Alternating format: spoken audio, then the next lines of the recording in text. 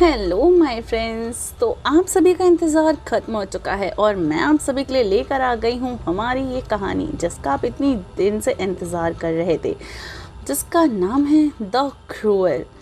तो आपने इतने दिन इसका इंतज़ार किया, आज हम इसका फर्स्ट एपिसोड लेकर आए हैं और ये स्टोरी एक थोड़ी सी फिक्शनल है और इस स्टोरी में आपको वो सब कुछ मिलेगा जो आप एक स्टोरी के अंदर सुनना चाहते हैं।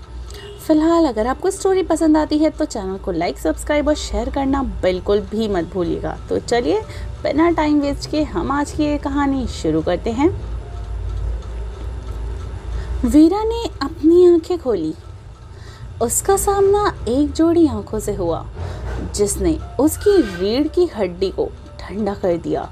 उसकी आत्मा कांपने लगी। आह! उसकी पीली उंगलियों ने चादर को कस के पकड़ लिया। उसका शरीर फिर उसी दर्द से फटा जा रहा था।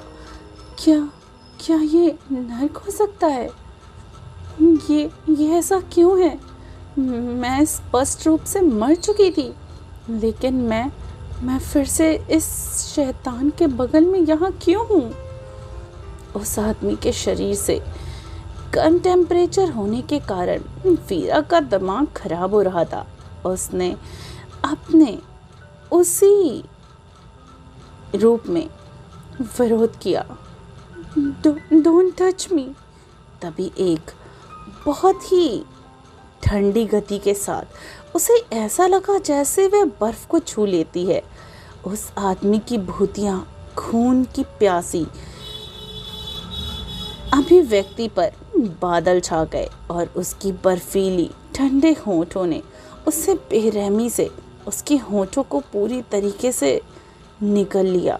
उसे ऐसा लग रहा था कि वो पूरी तरीके से उसे खाना चाहता है।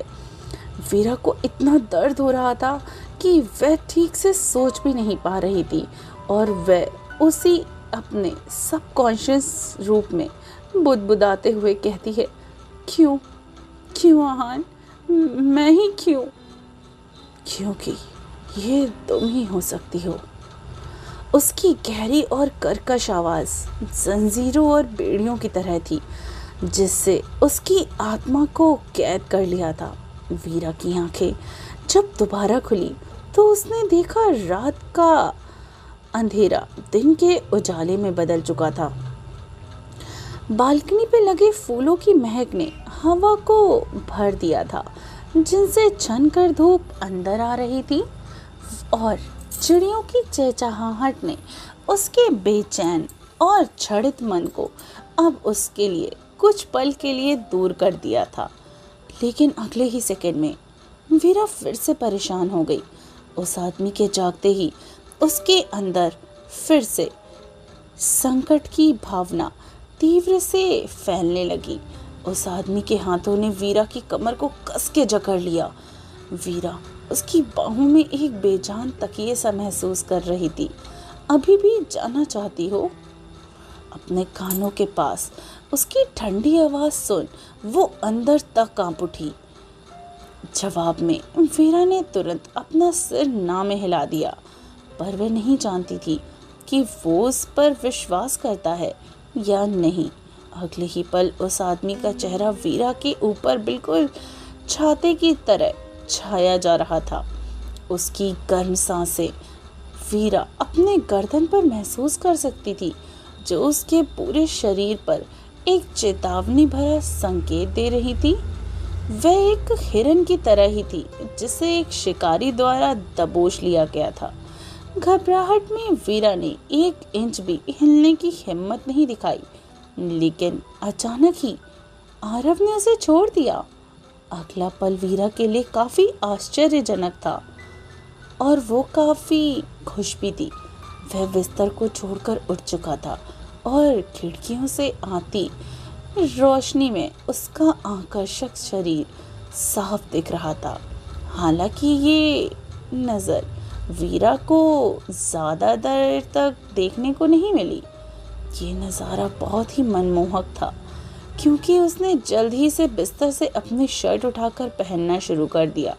अभी कुछ ही देर पहले वो एक जानवर की तरह क्रूर था, लेकिन इस पल उसका चेहरा पूरी तरीके से मानवता के किसी निशान के बिना भी काफी सुंदर लग रहा था। दरवाजा बंद होने की आवाज पर वीरा ने राहत की सांस ली। अब वो फाइनली अपनी प्रेजेंट की स्थिति में आ गई और सोचने लगी। उसने धीरे धीरे अपने आसपास की चीज़ों को ऑब्जर्व किया और वहाँ के डेकोरेशन को देखने लगी। उसने सामने के सामान पर नज़र डाली और वहीं सामने लगे मिरर में वो अपने अक्ष को देखने लगी। आईने में दिख रही लड़की के होंठ पूरी तरीके से सूख कर काले हो चुके थे। उसके चेहरे पर लगा मेकअप भी आंसुओं और पसीने की वजह से बुरी तरीके से लथपथ हो गया था। खरोच और बाइट मार्क्स भरे उसके शरीर पर एक भयानक और खूनी टैटू भी बना हुआ था जो उसे और भयानक लुक दे रहा था। वह खुद ही को देख विश्वास नहीं कर पा रही थी कि वह केवल 19 साल की उम्र में ऐसी दिखती है। इस वक्त उसने आरव से दूरी बनाने के लिए जानबूझकर खुद को बदसूरत और घिनौना बना लिया था। अचानक उसके दिमाग में पास्ट की सारी पुरानी यादें किसी फिल्म की तरह घूम गई। ये सच में उसका पुनर्जन्म था, पर क्यों? अचानक भय और निराशा की भारी भावना ने उसे झंझोर कर रख दिया। आखिर क्यों? मैं 7 साल पहले लौट आई हूँ।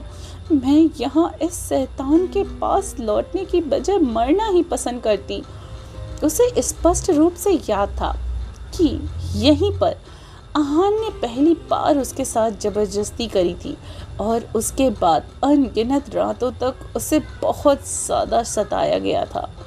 वो सब कुछ खो चुकी थी, अपना प्रेमी, अपना परिवार, यहाँ तक कि अपनी गरिमा और अपनी आज़ादी भी।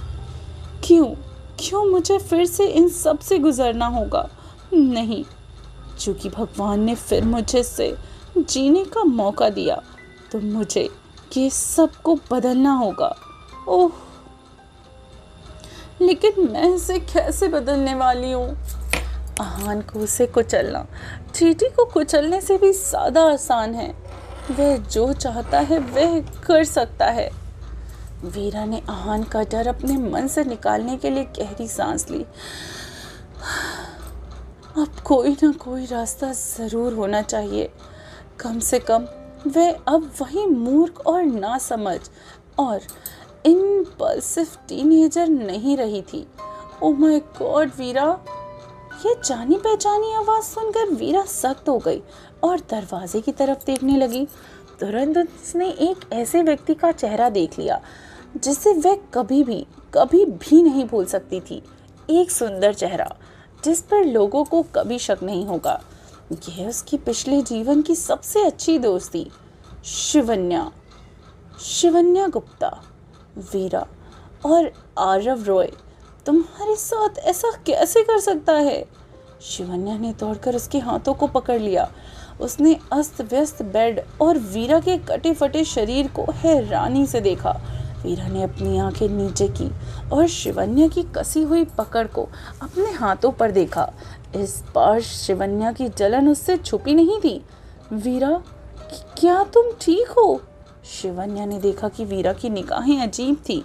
उसे लगा कि शायद वह अभी भी सदमे में है। शिवन्या घबराहट से चिल्लाई, कुछ तो कहो। वीरा देखो मुझे, डराओ मत।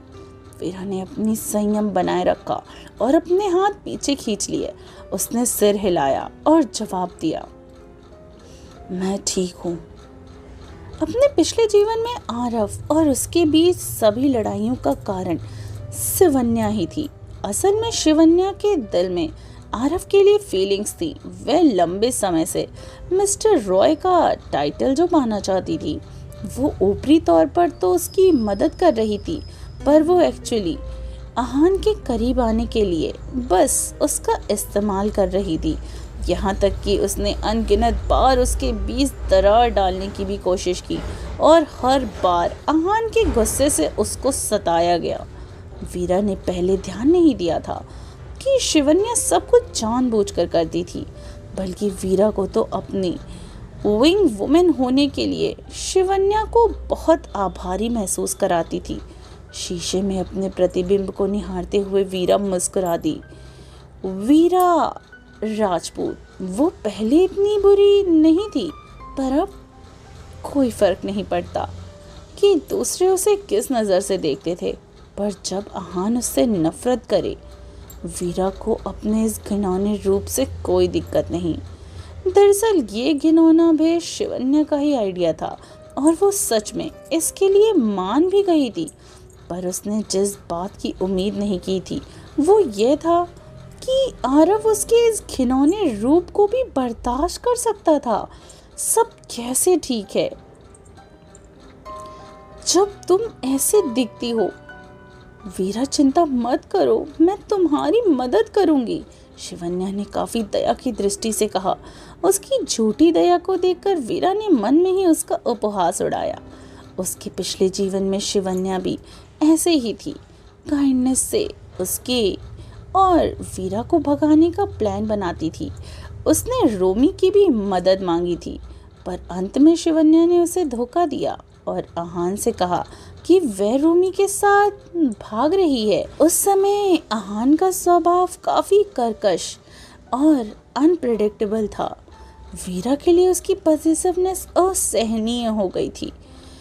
आहान से आमना सामना जैसे मौत को गले लगाने जैसा था। वह पहले इतनी मूर्ख और जिद्दी क्यों थी?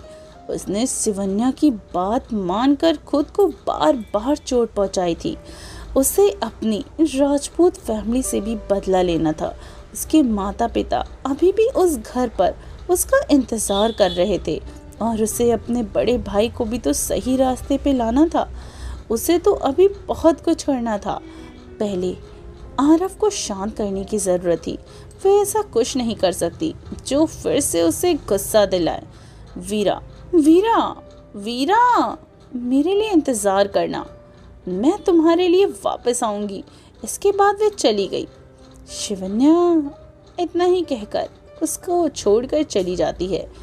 शिवन्या के चले जाने के बाद वीरा ने एहसास और असहाय और नाजुक अभिव्यक्ति ठंडी और स्तब्ध हो गई। वो काफ़ी अब शांत फील कर रही थी और उसके चेहरे से जितनी भी बनावट थी वो अब चली गई। वो इस समय बर्फ की तरह ठंडी थी। शिवन्या ने उसे बचाने के कई बार अटेम्प्ट्स बेकार रहे। पिछली बार उस पर अफेयर का भी इल्ज़ाम लगाया था। ऐसा लग रहा था जैसे शिवन्या ने उसकी ज़िंदगी बर्बाद करने की ठान ली हो। देखते हैं शिवन्या इस बार कौन मरता है।